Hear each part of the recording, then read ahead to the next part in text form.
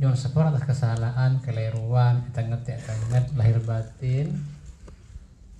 Saya keimatan gula ki banyak kekurangan, tak bisa latih, tak nyonton kelebihan saya, kata nyon tolong sebagai sepor lagi. Nyon sepor jangan. Jawab lagi. Pencukup nyon rida benyenjuk untuk anak. Nyon rida atas terjadi kekurangan, benyen untuk anak. Moga-moga ki bisa latih. Mon sempat doa gini ki.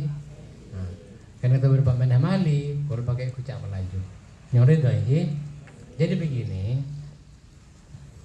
ada proyek besar, yaitu pembalikan dari penindasan kepada tradisi berguru. Bagaimana? Aduh, panas terus. Mempanas ngalehi, mempanas ngalehi, mempanas. Ini perlu dimusyawarahkan.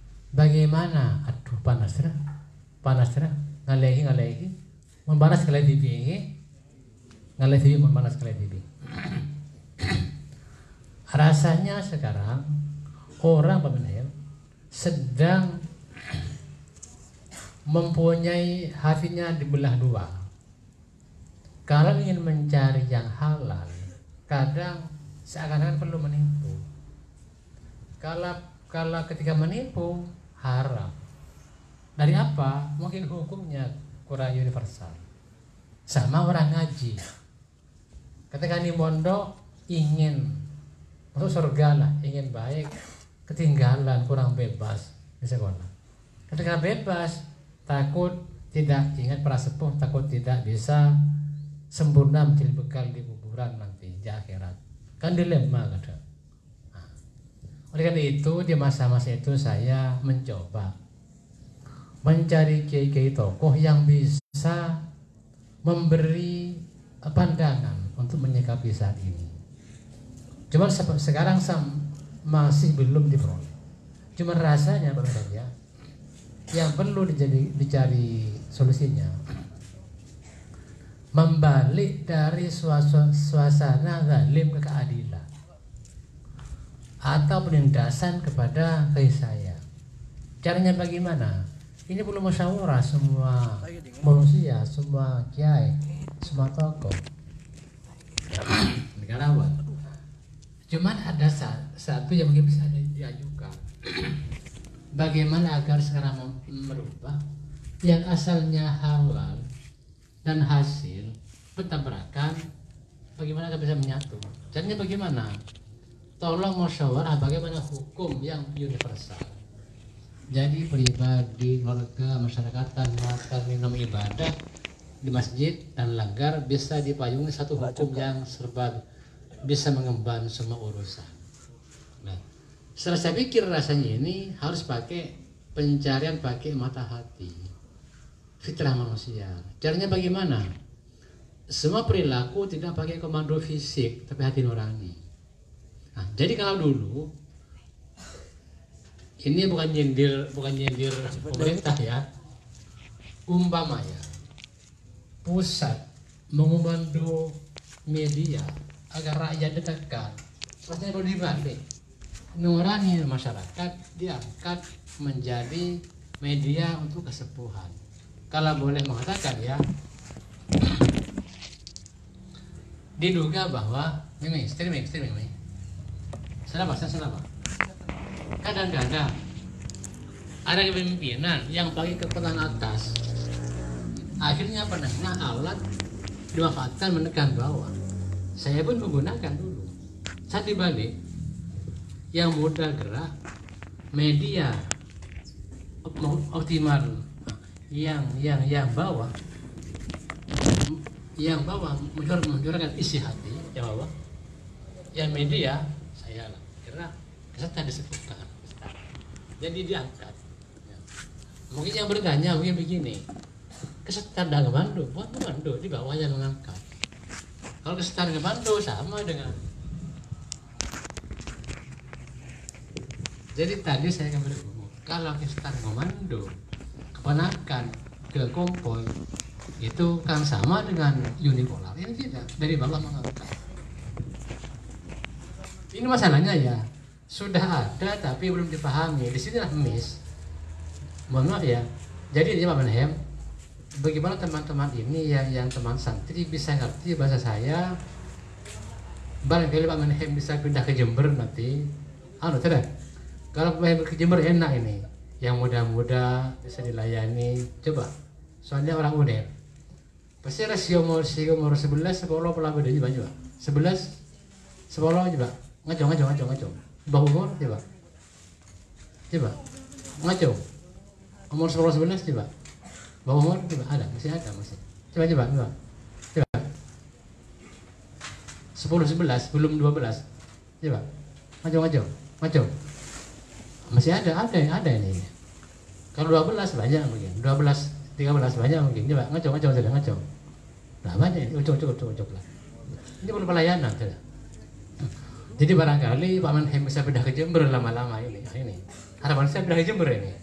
Polda dari Pak Jahat pindah juga lama-lama ini. Soalnya kalau hanya Mas Anam untuk dicurigai ini kok khilafah toh. Ini enggak ini. Bukan khilafah. Mas Anam, pembuka sebentar mari. Sebentar pembuka ini mari sampean. Pak Menhem sebentar. Mas Anam sebentar. Sini Mas Anam, mari Mas Anam. Jadi saya Abdul Aziz yang kalau bicara suaranya ada enak, lucu lagi tidak teratur, biar berhenti diganti oleh yang pengalaman. Mas Anam yang terus Imron, Pak Menhem nusantaranya dijamin. Jadi saya ingin menikmati suasana, barangkali ke depan tidak usah banyak bicara, cukup untuk membalik kekayaan alam menjadi halal dan nggak masalah. Dan memang prospek, mari Mas Anam bicara dulu, langsung Pak Menhem ya. Mari Mas Anam, mari Mas Anam, Pak Menhem hari nanti. Mari.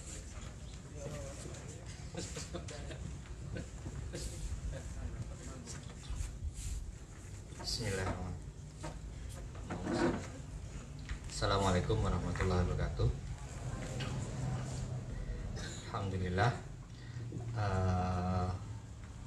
Mohon maaf nih, saya juga nggak bisa bicara. Langsung aja.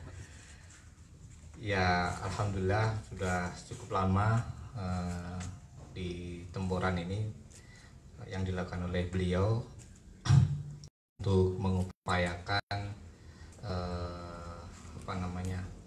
bagaimana supaya kita semua ini bisa selamat, terutama di akhir zaman ini.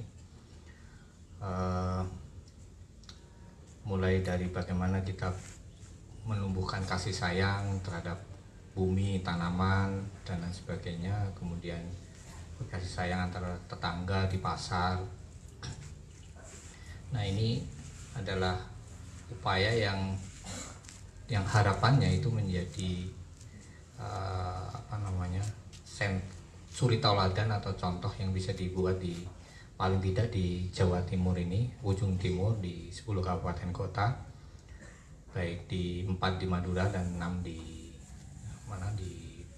Pulau Jawa Timur, bagian timur. Mohon maaf ini karena saya tadi tidak mengikuti dari awal. Alhamdulillah memang hari ini kita berkumpul, ada juga Ustadz Menahem Ali dari Surabaya. Ini yang bisa kemarin sempat berkeliling ke daerah Madura untuk menghubungkan Kiai RA dengan para Kiai yang ada di Madura. Ini adalah upaya yang luar biasa karena masih ada hambatan yang belum bisa ditembus, dan kemarin sedang diupayakan untuk bisa menembus ke sana karena kaitannya dengan keumatan ini. Jadi tidak hanya para kiai itu sendiri tetapi juga keumatan, dan ini memang butuh kerja yang ekstra. Jadi mengapa kalau kita rasakan sendiri, ketika ini juga saya rasakan juga pada waktu kita, dan sebetulnya masih itu terpapar atau terdampak oleh COVID-19. Mungkin adik-adik juga sudah merasakannya, harus pulang ke rumah, nggak tahu apa yang harus dilakukan, orang tua juga bingung. Itu harapannya untuk memecahkan masalah itu, dan memang akhirnya dirasakan juga bahwa kita terpecah-pecah di masing-masing daerah, tidak bisa tersentral, tidak bisa ada koordinasi, tidak bisa ada upaya bersama, akhirnya dapat digiring oleh kekuatan dari luar. Barusan saya dapat kabar dari Jogja betapa bingungnya para dokter berkaitan dengan rapid test. Rapid test ini tadinya harganya mahal, sekarang sudah mulai turun. Para dokter sendiri itu masih bingung karena sebetulnya keandalan rapid test itu juga mereka masih bertanya-tanya. Kadang reaktif, kadang tidak reaktif, kadang di tes lagi juga hasilnya beda, jadi tidak konsisten. Ini Pak dari Dokter Wisnu, teman saya yang di Jogja mengabarkan begitu. Jadi hampir semuanya itu kita dikendalikan lah oleh kekuatan yang kita sendiri tidak terlalu tahu. Nah, bagaimana supaya kita bisa nyambung lah antara kita di sini kemudian dengan negara ini kan juga ada macam-macam, ada kepolisian, ada pemerintah, ada juga dinas dan sebagainya, supaya nyambung semua ini bagaimana dan berkoordinasi agar tidak tumpang tindih dan saling menyalahkan. Karena kemarin COVID suasananya banyak saling menyalahkan. Ada yang tidak pakai masker disalahkan, dianggap menyebarkan penyakit. Padahal ada bahkan orang ditangkap karena dianggap menghina WHO atau menghina pemerintah kita dan lain sebagainya. Jadi ini yang perlu supaya kita ini kan masih bersaudara, bagaimana bisa berkoordinasi, dan ini perlu penghubung-hubung yang cukup bisa membahasakan apa yang disampaikan oleh beliau Kiai untuk bisa didengar lah oleh baik negara, pemerintah maupun juga oleh para ulama terutama di daerah Jawa Timur.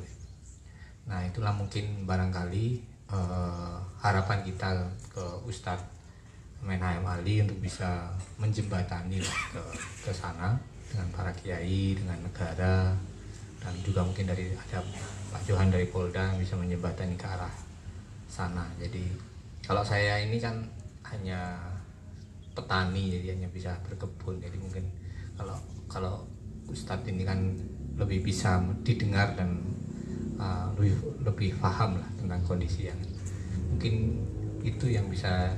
Dan ini seperti disampaikan oleh Kiai tadi, betul-betul intensitas yang serius, karena kalau ukurannya dengan akhir zaman itu hitungannya kan istilahnya day by day, hari ke hari, karena perkembangannya itu bisa cepat sekali, sehingga keberadaan atau peran dari Ustadz Menhaim ini ya penting sekali untuk bisa intens ke arah sana. Begitu barangkali yang bisa menjadi pengantar dari saya.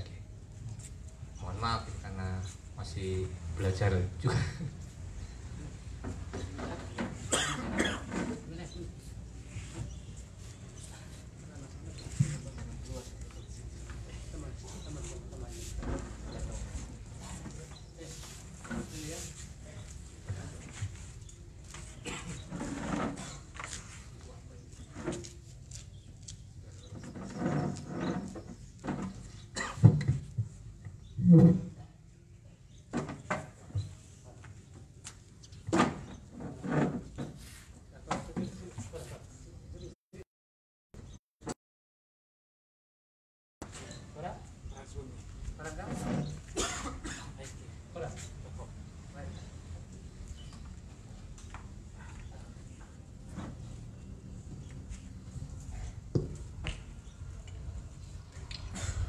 Bismillahirrahmanirrahim. Assalamualaikum warahmatullahi wabarakatuh. Alhamdulillahi rabbil alamin. Alhamdulillahilladzi arsala rasulahu bil huda wa dinil haqq liyudhhirahu 'ala ad-din kullih wa kafa billahi shahida.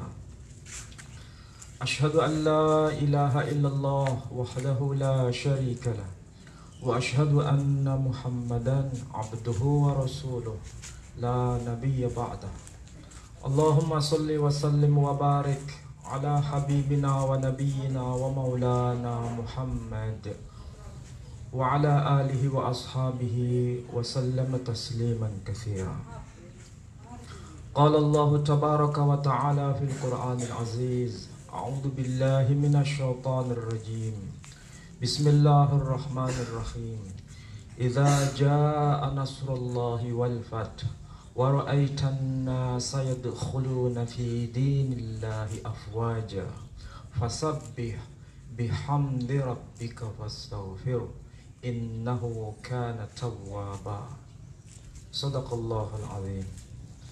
Saudara-saudara, terutama kepada Kiai Abdul Aziz yang saya muliakan, kepada para asatid yang saya amat banggakan, kepada saudara-saudara, rekan-rekan yang berbahagia, terutama kepada para santri pondok tempuran yang amat saya cintai. Saya bersyukur kepada Allah Subhanahu wa Ta'ala, siang ini kita bisa bersama-sama, meskipun saya agak kurang begitu nyaman melihat saudara-saudara kepanasan sekarang. Rasakan panas, bisa agak menepi kalau bisa, tapi kayaknya tidak muat ya. Tapi mudah-mudahan kehadiran saudara tetap bersemangat dan kita mencoba untuk mentadabbur ayat-ayat Allah. Mudah-mudahan kita semua mendapat rahmat dari Allah Subhanahu wa Ta'ala.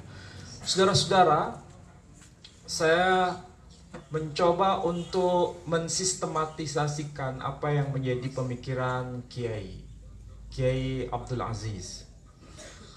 Sebetulnya kalau saya sudah bergaul dengan beliau selama 2 tahun lebih dan juga bertemu dengan saudara-saudara meskipun tidak intensif, paling tidak kita tahu bagaimana pemikiran inti yang ingin beliau sampaikan dalam surat-surat beliau. Itu dalam kata kunci merujuk pada tradisi berguru.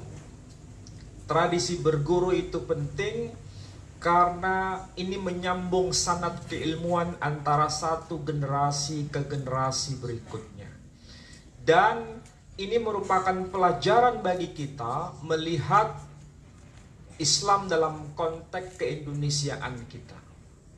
Kita tidak bisa melepaskan apa yang di luar sana dengan kita. Ada penyatuan. Maka perlu saudara-saudara sebagai santri yang masih betul-betul fresh, bersih dari pengaruh luar, paling tidak ini merupakan penyiapan bagaimana hati kita itu nyambung dengan guru. Itu yang pertama. Hati kita bisa nyambung dengan guru. Karena bagaimanapun juga guru merupakan teladan terbaik yang bisa kita dengar dan kita bisa contoh tindakannya. Satu hal yang penting yang ingin saya sampaikan saudara-saudara, yakni bicara mengenai keindonesiaan kita ini, keislaman yang ada di Indonesia ini memang itu di bawah tanggung jawab kita. Dan itu agak beda dengan yang ada di luar sana. Maka kita harus menyiapkan diri.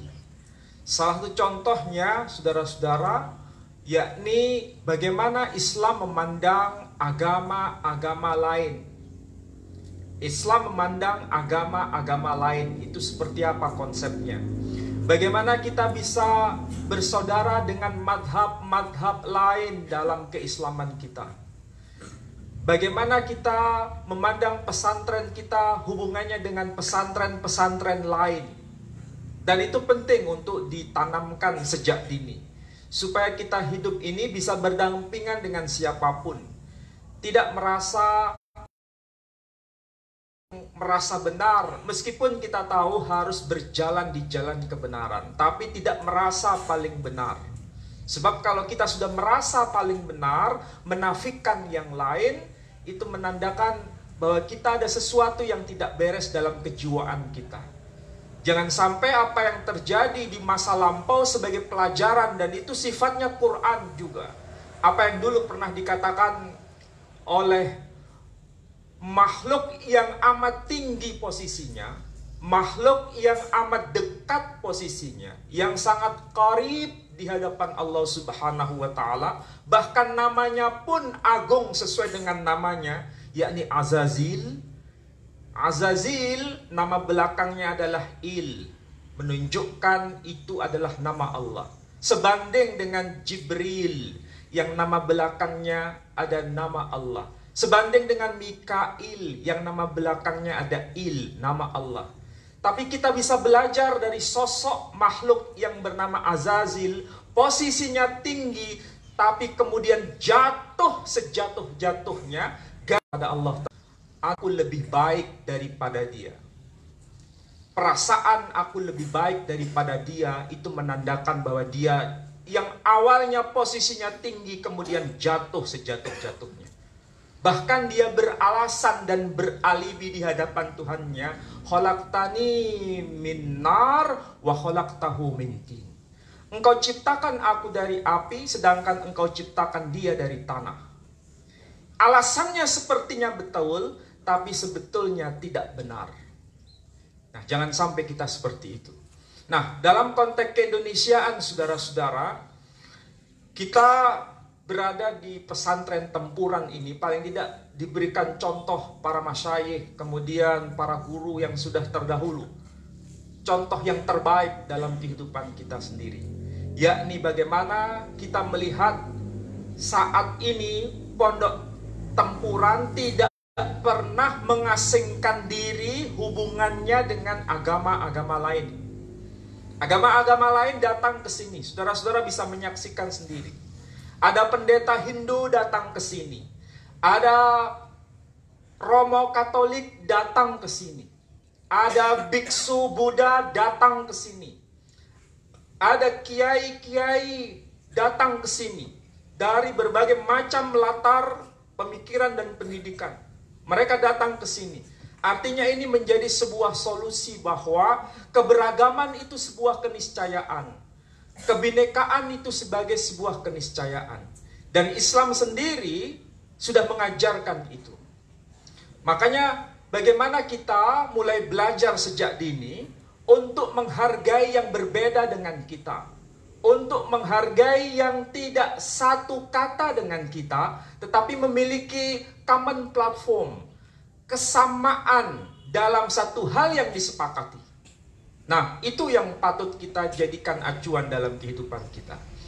Nah, berkaitan dengan Islam ini, kita minimal tahu bagaimana konsep Quran menghargai perbedaan agama-agama. Kita tahu Islam itu berdasarkan Al-Quran, berdasarkan kitab suci. Kalau kita ditanya, apa kitab suci yang terjaga hingga hari ini? Jawaban kita cuma satu. Inna nahnu nazzalna dzikra wa inna lahu lahafizun. Sesungguhnya kami yang telah menurunkan Quran dan kami juga yang menjaganya. Berarti Al-Quran sebagai solusi sebetulnya.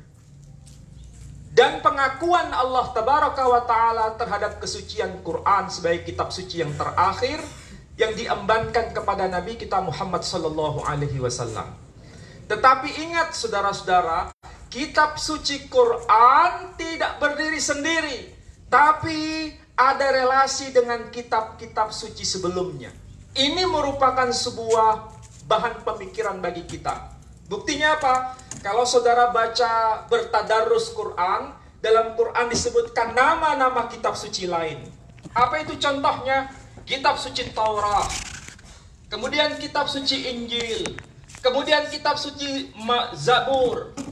Bahkan nama nabi-nabinya pun disebutkan. Taurat kepada Nabi Musa, Injil kepada Nabi Isa, Zabur kepada Nabi Daud, disebutkan semua dalam Quran. Bahkan ayat-ayat suci dari masing-masing kitab suci disebutkan. Tapi saya tidak berikan contoh semua. Hanya satu contoh misalnya. Dalam Quran misalnya, ada ayat وَلَقَدْ كَتَبْنَا فِي الزَّبُورِ مِنْ بَعْدِ الذِّكْرِ annal arda yarithuha ibadiyas salihun. Dan sungguh telah termaktub di dalam kitab Zabur, setelah termaktub dalam Lauhil Mahfuz. Apa yang termaktub di dalamnya? Sesungguhnya bumi ini diwarisi oleh orang-orang yang saleh. Siapa yang berkata begitu? Allah tabaraka wa ta'ala. Tercantum di mana? Di dalam Al-Quran. Kita kalau bicara begitu, kita pasti berkata sami'na wa ata'na. Tidak salah Quran berkata begitu. Tapi patut kita juga bertanya, apakah betul dalam kitab Zabur tertulis kalimat annal arda yarithuha ibadiyas salihun? Sesungguhnya bumi diwarisi oleh orang-orang yang salih? Jawabannya iya. Buktinya apa? Apakah masih ada Zabur itu? Jawabannya masih ada. Dan sampai hari ini dipegang oleh saudara kita yang menganut agama Nasrani maupun Katolik maupun agama Yahudi. Menyebutkan ayat itu, ayat suci itu. Apa buktinya? Dalam bahasa apa? Dalam bahasa yang tentu saja dalam bahasanya Nabi Daud. Kita menyebutnya Daud, mereka menyebutnya David. Kita menyebut Daud alaihissalam, mereka menyebut David alaihissalam. Kita menyebut Taurah, mereka menyebut Torah. Kita menyebut Musa, mereka menyebut Moshe. Kita menyebut Musa alaihissalam, mereka menyebut Moshe alaihissalam. Umatnya masih ada sampai hari ini. Apa yang termaktub dalam kitab Zabur itu? Mereka menyebutnya Mizmor. Berbunyi Sadiqim yirithu erat wa yiskanu la'at alaiha. Sadiqim, orang-orang benar, yirithu, mereka akan mewarisi eret, bumi, wa yiskanu la'at alaiha, dan mereka akan tinggal di bumi. Jadi saudara-saudara, ayat itu sampai sekarang masih ada. Ini menandakan hubungan antara Islam dengan kitab-kitab sebelumnya tidak bisa dinafikan. Dan Islam datang sebagai penyempurna, sebagai pengoreksi, sebagai ajaran final dari kitab-kitab sebelumnya. Dan hari ini kita tidak mungkin bisa menafikan. Quran ditulis aslinya dalam bahasa Arab, tapi juga diterjemahkan ke dalam bahasa agama lain. Misalnya apa? Agama lain, agama Hindu, aksaranya pakai aksara Devanagari. Bahasanya pakai bahasa Sanskrit, bahasa Hindi. Tapi Quran diterjemahkan ke dalam bahasa Hindi. Sebaliknya, agama Hindu pakai aksara Devanagari, bahasanya Sanskrit, diterjemahkan ke dalam bahasa Arab. Ini saya ambil contoh. Ini kalau tidak tahu dikiranya kitab Muslim. Padahal ini bukan kitab agama Islam. Ini adalah kitab agama Hindu. Tapi ditulis dalam versi bahasa Arab. Bhagavad Gita Kamahia Nasidul Maula. Siapa yang tidak tahu? Orang Hindu pasti tahu. Dan gambarnya kelihatan. Ini antara Krishna dan Arjuna. Dan ini kitab suci agama Hindu. Jadi orang Hindu sendiri sudah akrab dengan bahasa kita yang kita sucikan, yakni bahasa Arab.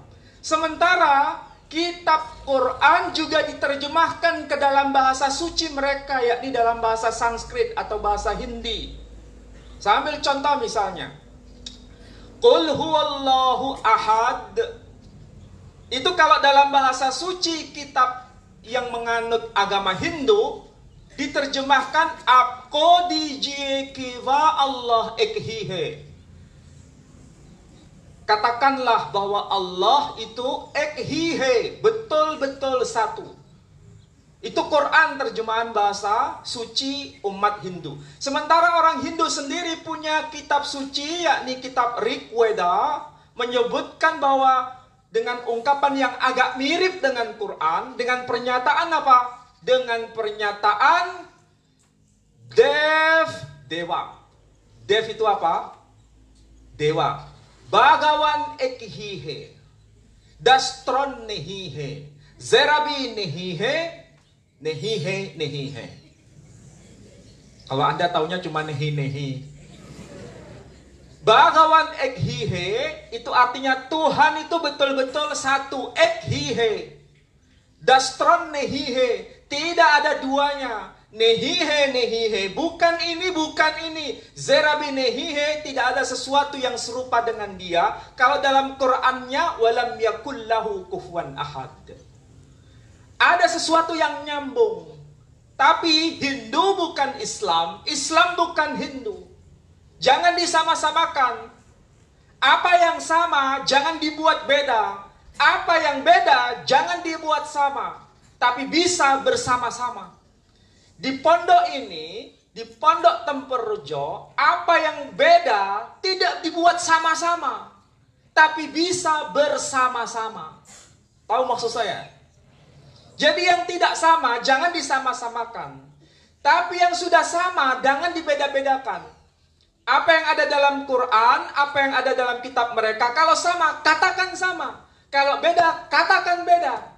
Tapi kita bisa saling sharing satu dengan yang lain dan bisa bersama-sama. Inilah penghargaan terhadap kebinekaan dan perbedaan itu. Contoh yang lain. Ini kita basisnya Quran lagi. Dalam ayat Quran, mungkin ada yang hafal ayatnya.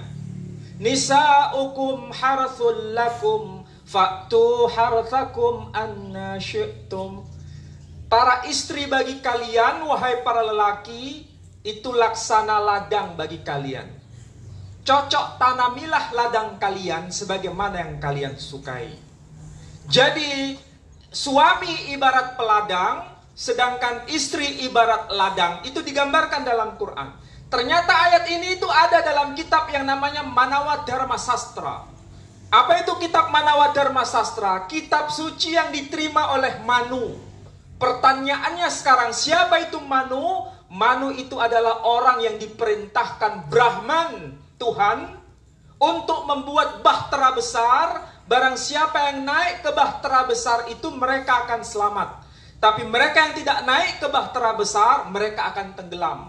Kita kalau Muslim pasti nyantol di situ. Siapa itu Manu? Sama dengan Nuh.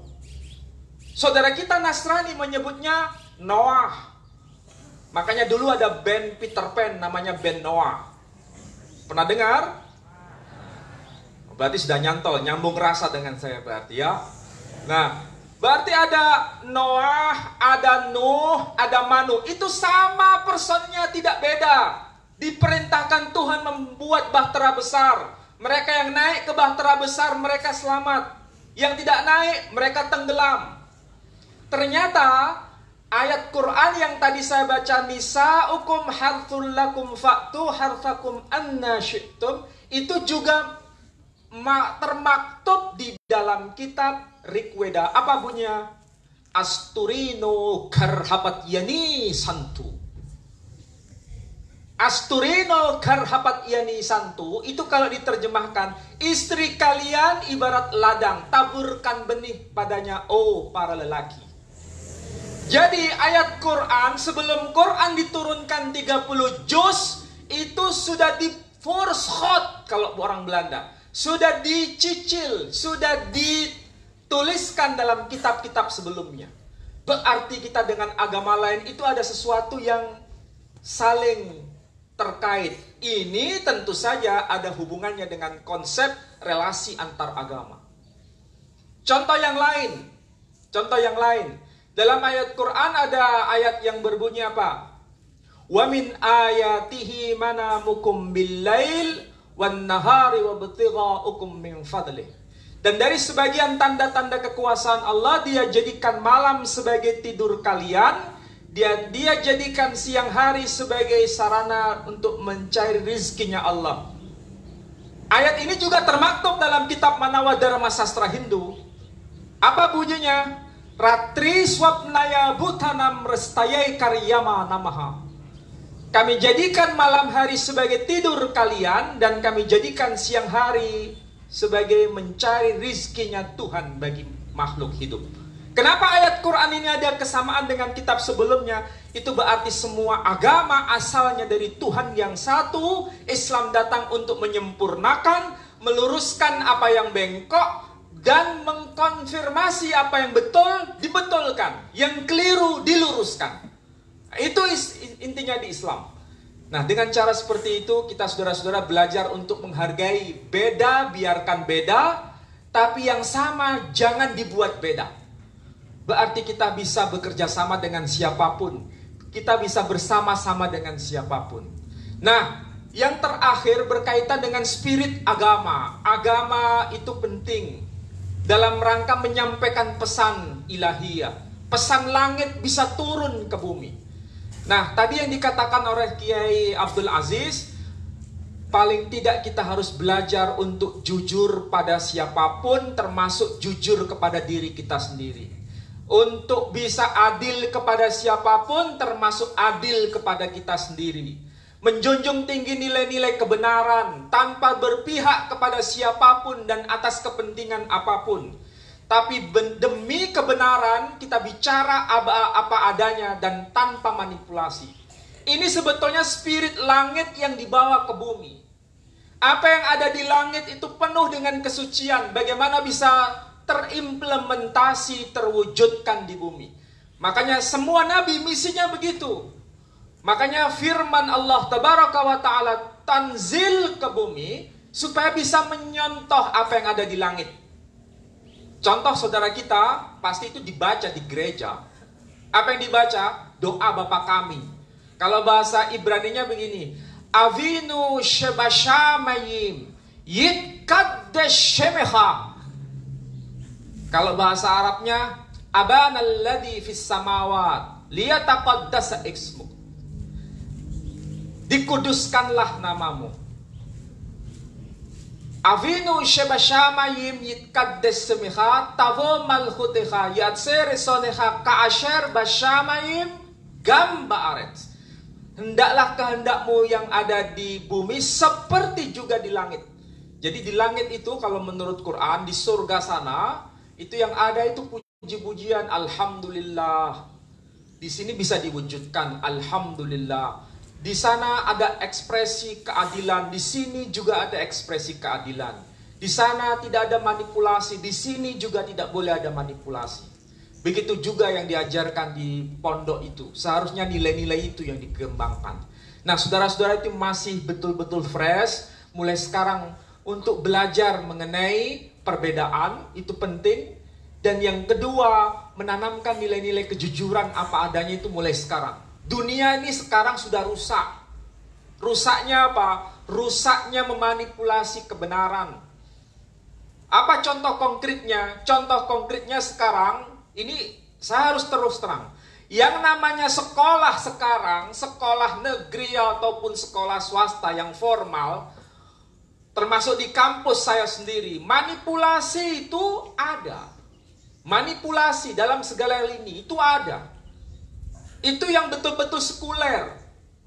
Yang di pesantren apakah ada? Yang di pesantren juga ada. Menjual pesantren. Tahu maksudnya menjual pesantren? Pesantren sebagai alat bisnis. Sekolah sebagai alat bisnis. Jadi bukan untuk mencerdaskan ummah, tapi sebagai sarana untuk menggali kapital. Itu sekarang sudah menjamur di mana-mana. Tapi alhamdulillah saudara sini ditanamkan sebagai pesantren yang bertujuan untuk mengkader ummah. Mengkader menjadi orang terbaik, bukan sekedar untuk menumpuk kapital. Nah, saudara-saudara, saya kira itu yang bisa saya sampaikan. Mudah-mudahan saudara mulai menata kembali kehidupan ini menjadi lebih baik.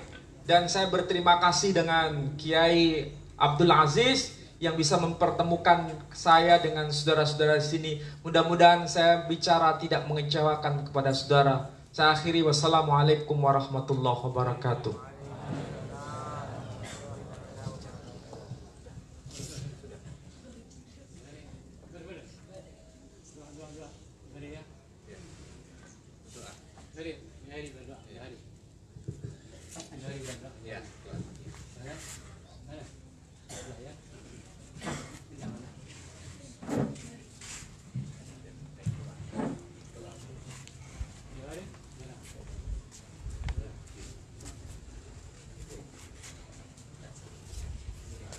Gracias.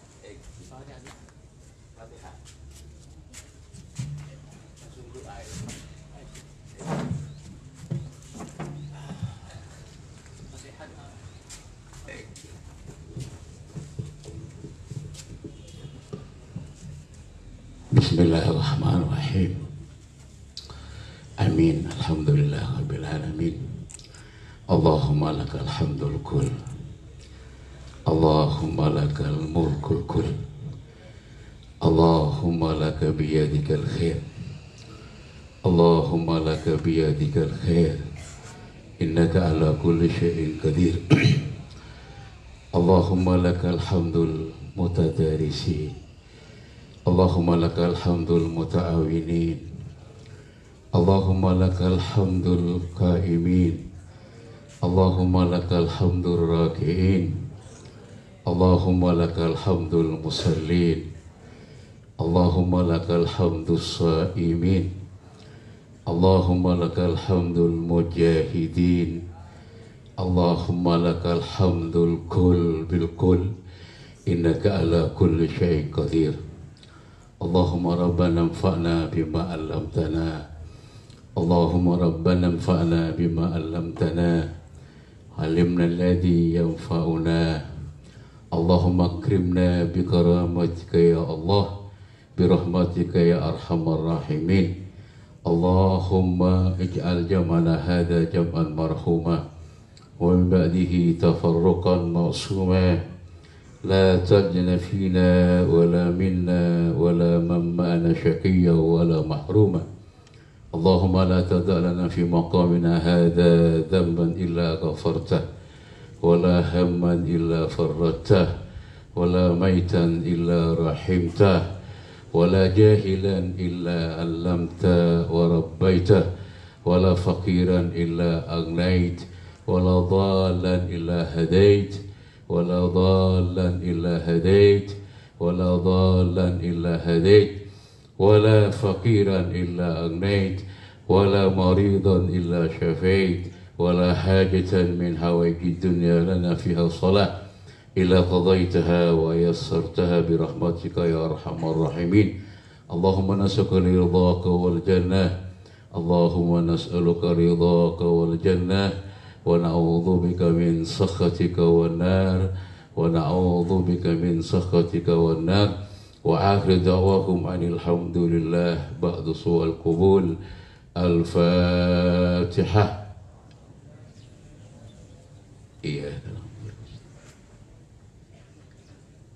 Assalamualaikum warahmatullahi wabarakatuh.